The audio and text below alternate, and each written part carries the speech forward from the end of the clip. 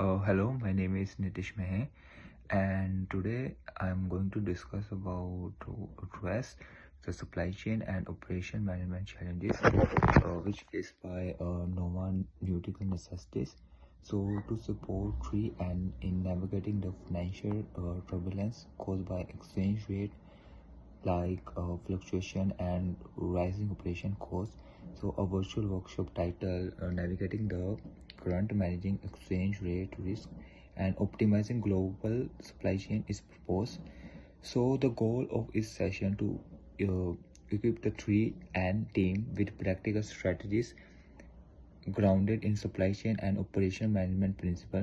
So as the company experienced 7% drop in gross margin and 10% increase in freight and insurance costs, so reducing in an overall reduction of their company margin to 18%, there's clear need for targeted solutions.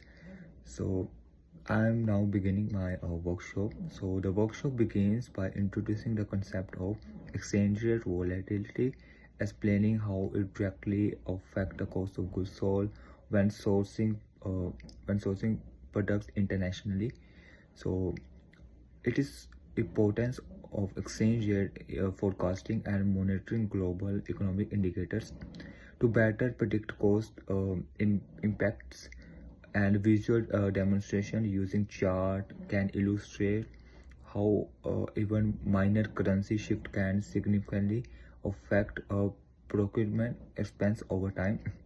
So moving further, the next workshop introduce key supply chain and operation management principle. As I discussed this principle when I started recording this presentation, so which can help to mitigate these risks.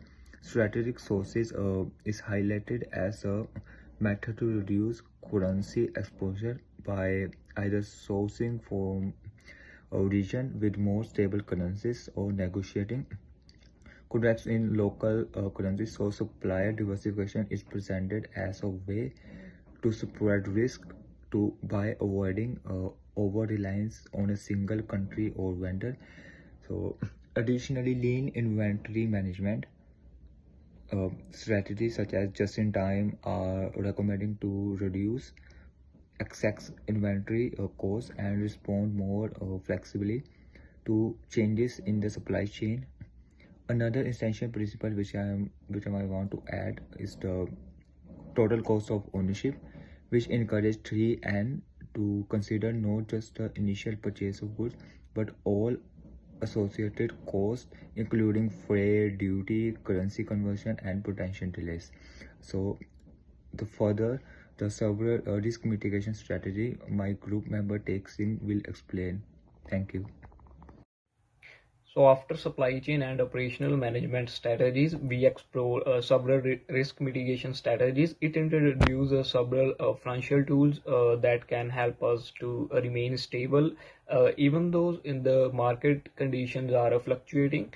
So these tools include forward contracts, which lock in a currency rates for future purchases, hedging strategies to protect against sudden like currency changes, and multi-currency bank accounts to help manage payments in different currency more efficiently. So the team is encouraged to consult with financial expert who can guide them in choosing and using these tool effectively based on the company's needs.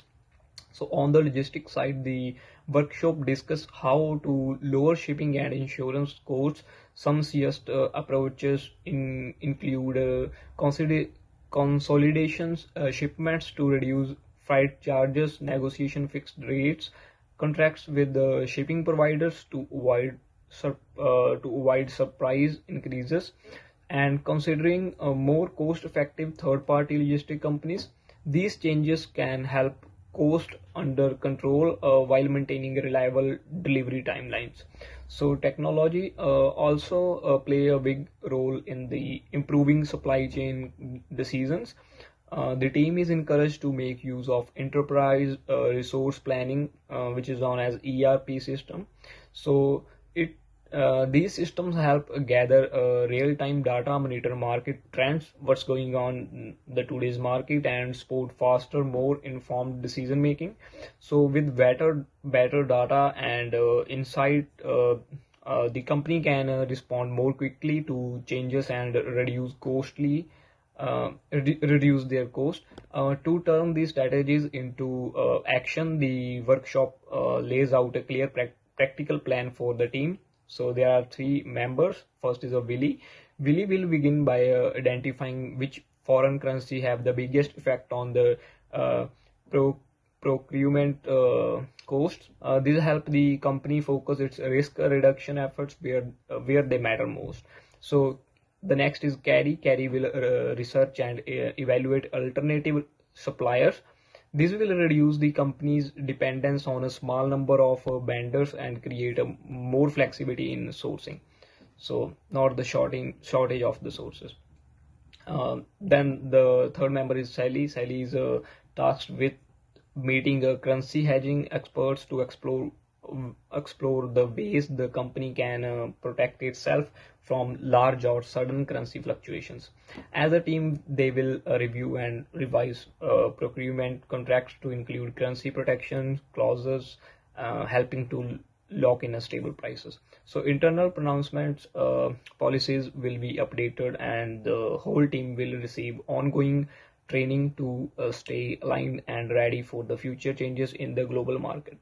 To reinforce these ideas, the workshop includes real life examples. One example is how IKEA uses long term currency hedging to stay protected from the market's up and downs. Another show how some Canadian companies with the currency terms into their contracts with suppliers to avoid surprises. These case studies show that companies that plan ahead can protect their profit and operate more smoothly in the future. So at the end of the session, the key strategies are summarized, and the importance of teamwork and cross-department collaborations is very necessary. A short question and answer session or scenario exercises may follow, allowing team members to ask questions and apply what they learned in the practical ways. So overall, this workshop is designed not just to solve current problems, but also to help the Nova Nautical Necessities build a strong and more flexible supply chain. With a smart mix of planning, financial tools, and technologies or teamwork, the company will be in a better position to handle global changes and reduce risk and protect its profit margin in the future. Thank you so much.